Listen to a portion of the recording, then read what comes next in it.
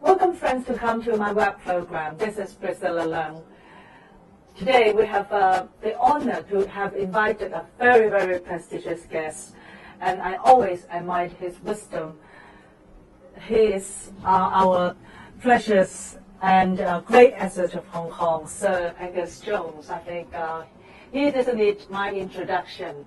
However, when I read his resume again, I was just so impressed that his experience really reflects the development of Hong Kong. So I'm so honored, and I find such a unique opportunity to have this good chance to have this chat. So welcome, Sir Jones. Well, thank you for inviting me to come. Welcome. I think we have many young generations, also many of the friends who always long to have a good web program, a good chat that they can enjoy at home and at work. And Sir Akers-Jones is very, very kind. He brings his book, and the book's name is Feeling the Stones. May you let us know how and why you use this title to describe your sum up of Hong Kong experience, your ruling experience in Hong Kong? Well, the first thing was that you're not only feeling the stones, but if you see in here, this is a very well-known saying from the Kodaki, and it's a Taoist expression, and it seemed to me that told me something about how to look after the problems in the new territories. 自大國，像攀小仙. This is what you chose to put into your book. But then later on, I heard Deng Xiaoping talking to the people in Beijing, and he said, "What you won't find what we've got to do in books. We've got to go forward, crossing the river, feeling the stones with our feet." In other words, and the other thing he said was, and said this to his high officials, seek truth from facts. Yeah.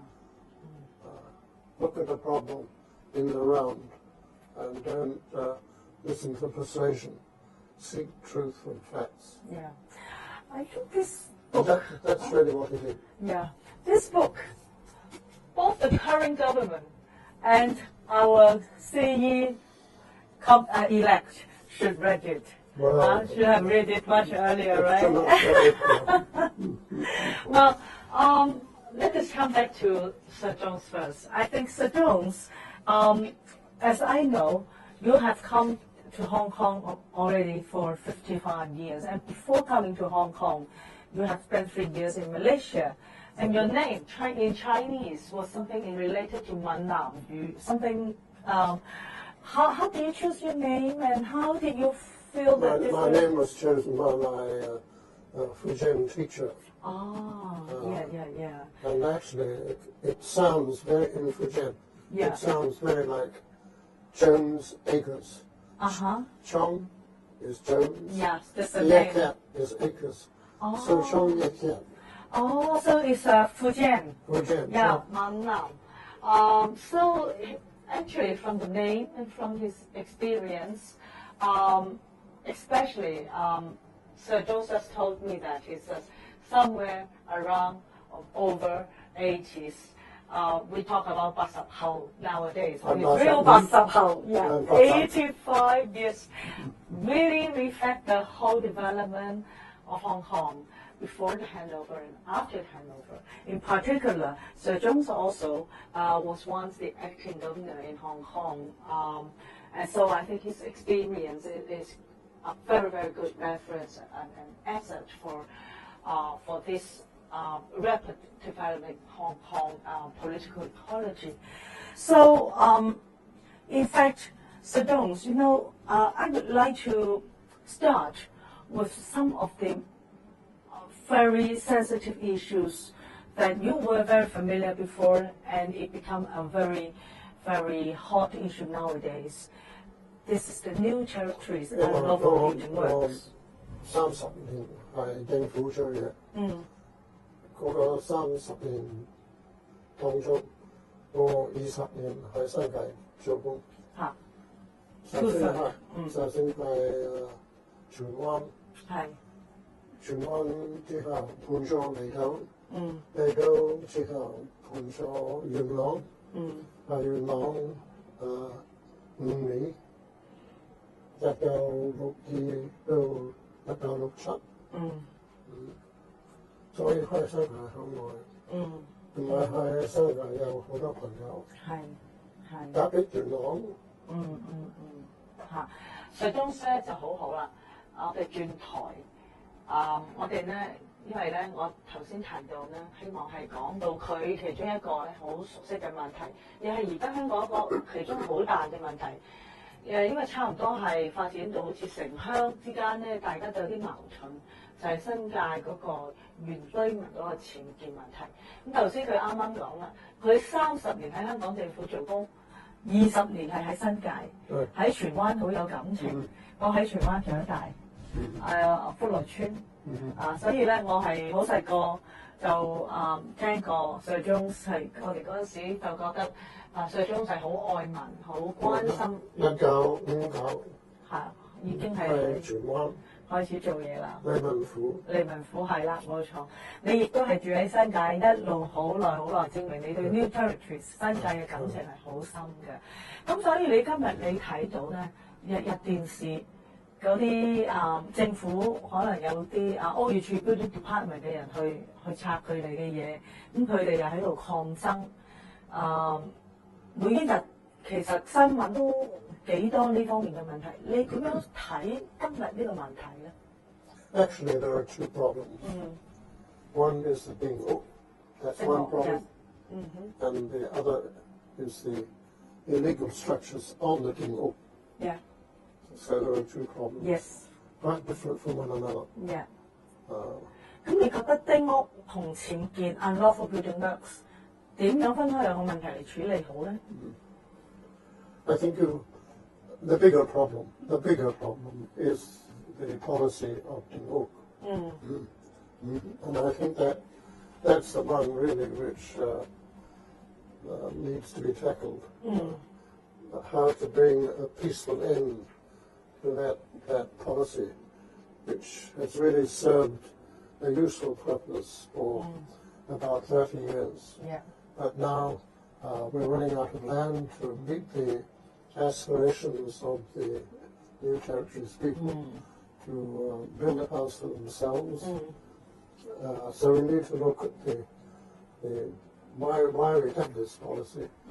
And in looking at why we have it, maybe we'll find the answer to why now we must bring it to a close. Because we're really not running out of land to satisfy the villagers. Yeah. So we must look really at what is the basic problem for the villagers. Maybe we can think of an answer. And then, of course, we've got the illegal structures on the buildings that have already been built. And I think the government has adopted a reasonable attitude towards those structures. And first of all, they want to know what structures there are on the buildings, and then have said how they're going to deal with it. The ones that aren't dangerous, they were put on one side.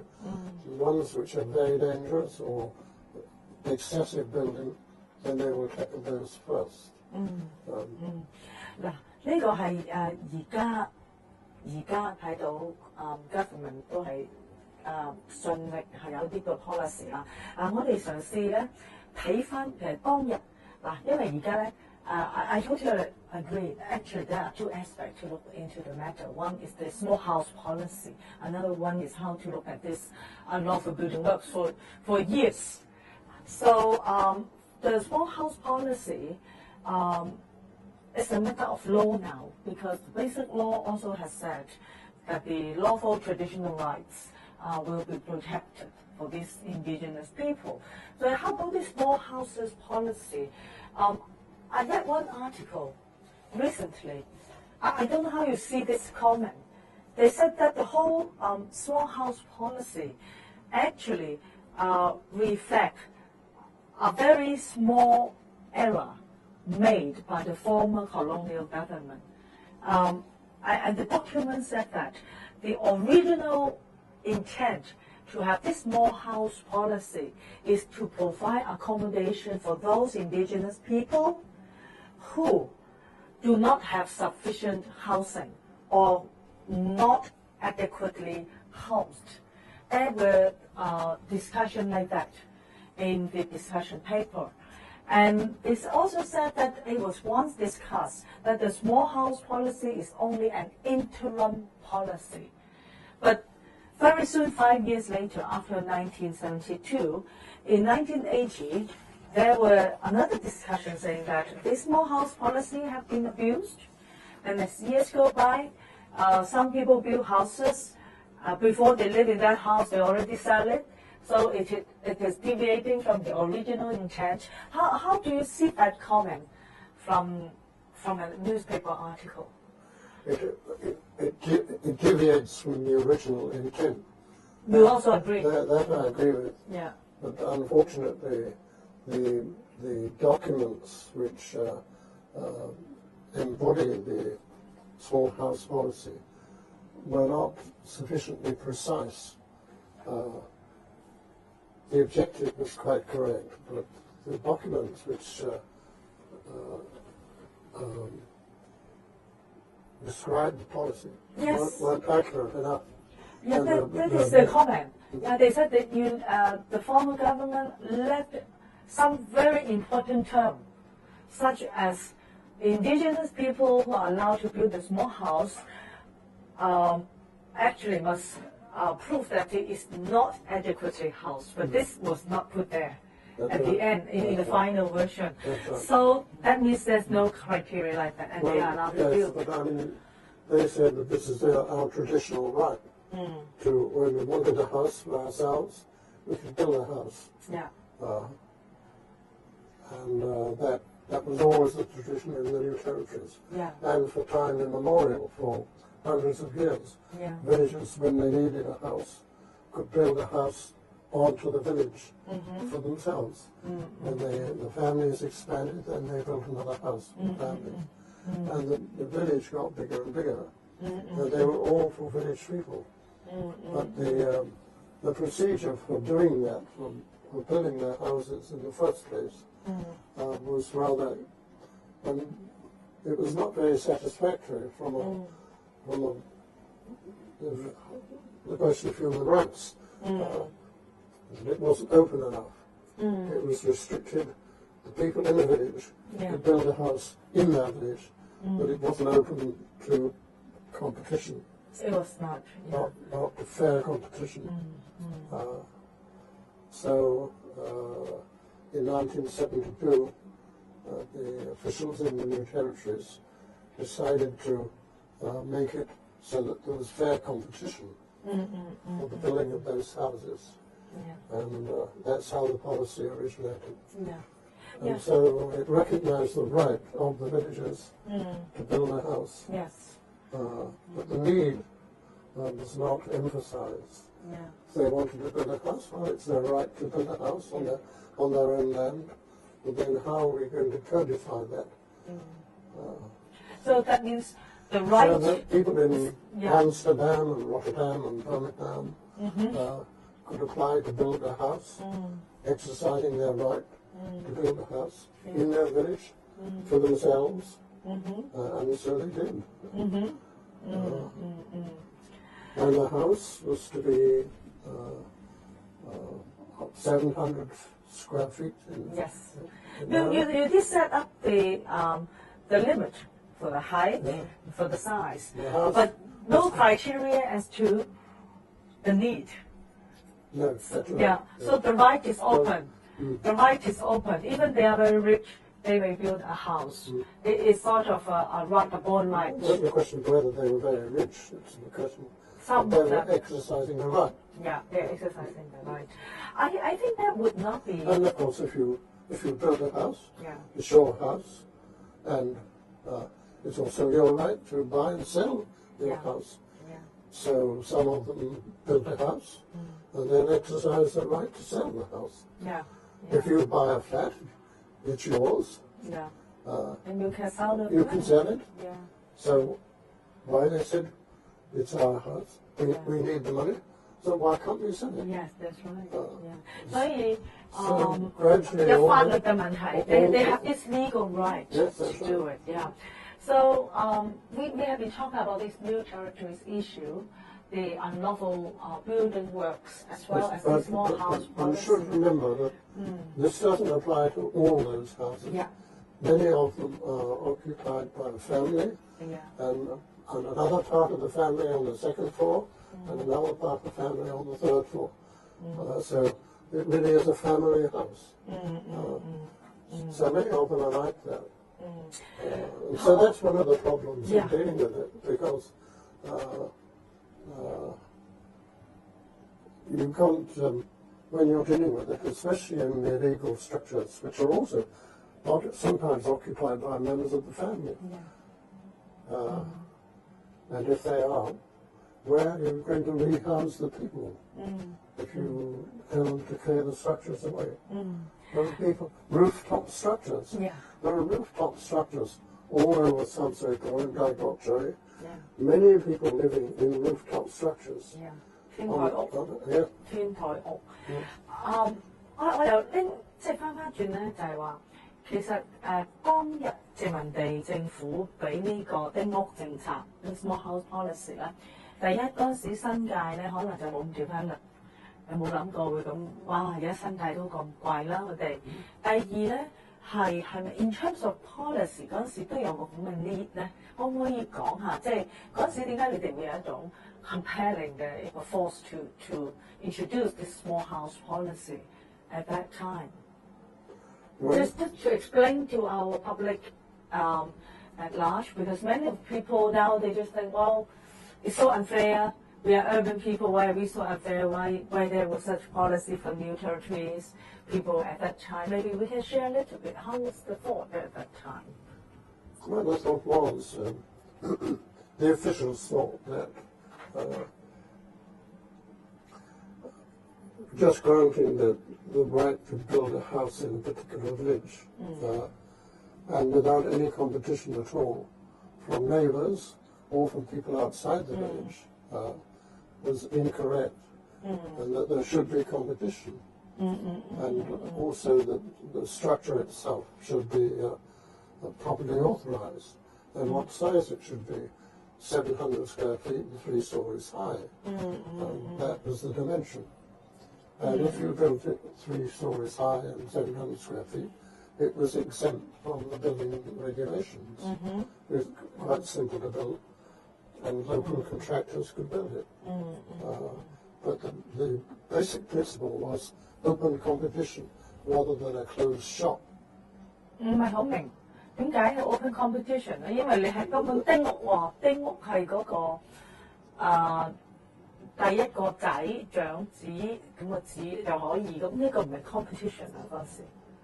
I mean, it's small house policy. Well, he could only build it on his own land. Yes, he could only build on his own land. That's right. So it is not free competition. It's in fact a policy. It's restricted to the village people themselves. Okay. But it's not a direct deal between the district office and the landowner. So it's their own land, right? Yes, that's right. Now, we heard the thought of the government at that time. I think many of the, we call it discontent from the urban people nowadays, maybe young people especially, they don't have houses themselves. So they will maybe their parents would buy new territories, people would have this, enjoy this small house policy. But we knew, we can see this, we hear everywhere in the city. I understand that, right?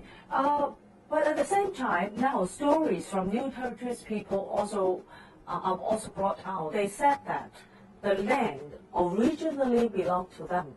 This is their land. And the lease in 1898 is a lease, so it's new territory lease. So it said that it's like in China, peasants, they own their own land, it's permanent. So their version is that. I recently also heard many of their stories. They said that, first of all, in fact, when the government in 1972 introduced this small house policy to limit the height, yes, there was consultation, but they were not truly understanding what it was about because many of these papers were in English. So they were not like nowadays people, they won't demonstrate. Because some of the land do not, originally, they said their title deed doesn't have any restriction in the height. So nowadays they argue, of course they won't object the small house policy is one of the benefits. But when it comes to unlawful building works, then some of the land they own before 1972, and they should be allowed to build higher. So that is their version. How do you comment on that?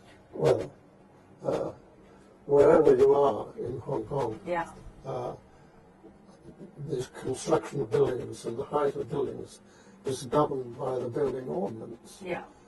And so the new territories houses are exempt from the building ordinance so long as they comply with the 700 square feet and 3 stories, 27 feet high. If you build more than 700 square feet in the new territories and more than 3 stories high, 27 feet, then the full weight of the buildings ordinance, the building legislation, and the legislation which applied the laws of Hong Kong to the new territories. This new territories exempt houses regulations, exempted them from the buildings ordinance. But if you go outside the buildings ordinance, more than 27 feet, you have to comply with the buildings ordinance. Hi. So it's no longer an exempt house. Hi. Yes. So it's not a question of fair, it's a question of the application of the laws of Hong Kong to the new territories. That's right. I think we don't hear views that these new territories people say those unlawful building works are not unlawful. They also agree if according to the law, some of the building works has already are unlawful.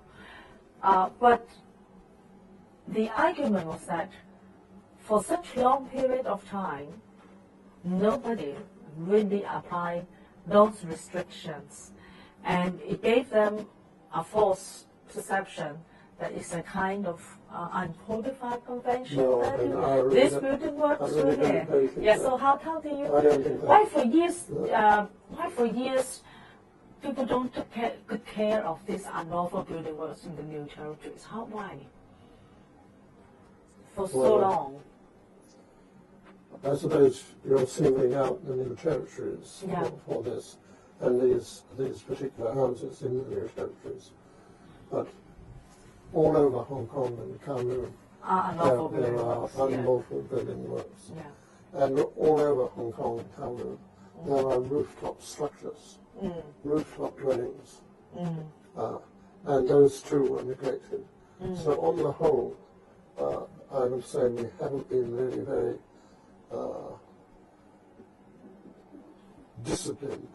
haven't disciplined the law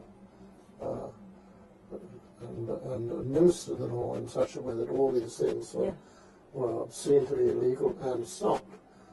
Now it's the small house policy, together with the building structures on the small houses in the new territories, takes them outside the exempt houses regulations and into the full force of Hong Kong law. And it draws particular attention to those special privileges. Now, the householders in Hong Kong and Kowloon just built illegal structures on their houses and on their rooftops. But in the new territories, they're actually contravening the legislation which gave them the house, the right to build that house. And the right to build that house is to build a house of 3 stories only. Once you build a house of more than 3 stories, then you're illegal. You're illegal. Illegal, yeah. That's right. And you know, the fact is, there are much more this kind of unlawful building works in the new territories than the cities. Maybe it's only a limited observation. And our feeling, our understanding is that it is still a little bit tighter in the city, wherever it comes to unlawful building works. Wherever it is complained, for example, the advertisement billboard, lightboard, or these rooftop things, it might still be not very disciplined to carry out the building orders in the city. Otherwise, we won't have this 45J house collapse 2 years ago. However, if you go to the new territories, it is just the percentage of this is huge. So would it be reasonable for these indigenous villages, say, many of them are not having very high educational levels. Some of them, they said, they really don't know that it becomes so illegal. I'm not so sure about that, really. Yeah. I think everybody knows what's right and what's wrong, really. And then nobody... Pleading ignorance, I think, is I see. in Hong Kong. I see. But also the government did not really take stringent measures in the past 10, 20 years to clarify this. I suppose there are other things which are more important to do than dealing with that problem. And now it's going out of all proportion. But there was a lot to do. And don't forget the hillsides and lots of land in the new territories were covered with illegal structures. Yes. And land control and building control in Hong Kong, I think we could do better. I think so. Certainly. We must do better now. We must do better now. How to see these accrued problems in both? As I said earlier on, there are 2 problems. Yeah. There's the legal problem, Yeah.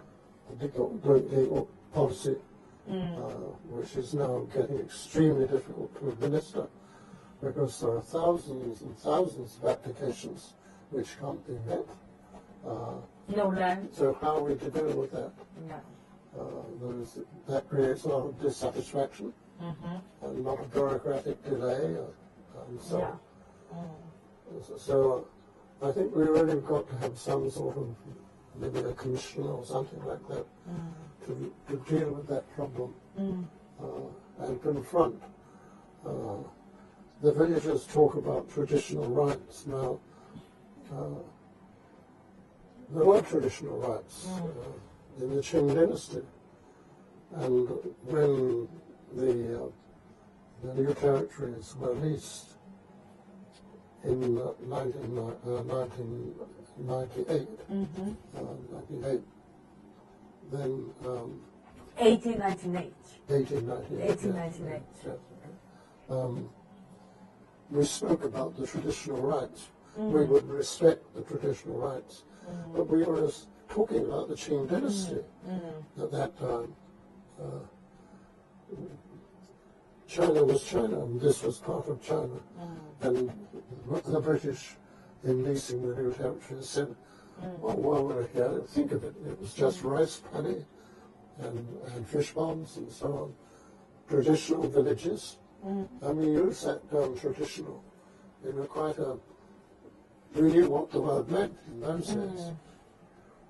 But now people say, well, we still have all those rights from the Qing dynasty and from previous dynasties. Those are our traditional rights. But it's very difficult to equate that with Hong Kong today. And also, if you go to places like Hangzhou, go to Hangzhou. I always notice this when I'm in going to Hangzhou, and when you drive from the airport in Hangzhou to the town, you pass a lot of Hangzhou village houses, exempt houses. 5 stories high, 6 stories high, 7 stories high. Yeah. All along the roadside. Yes, very pretty, beautiful.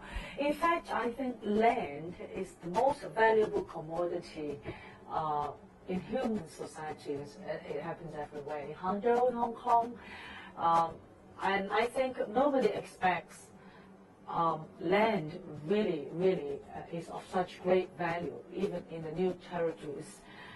Nowadays, I think no one expects the land in the new territories 100 years ago, 50 years ago would raise to the present level.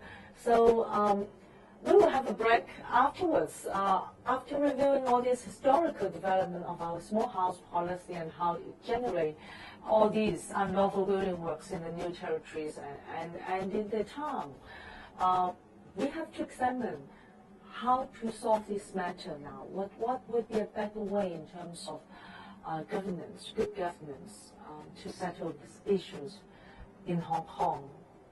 We'll see you again.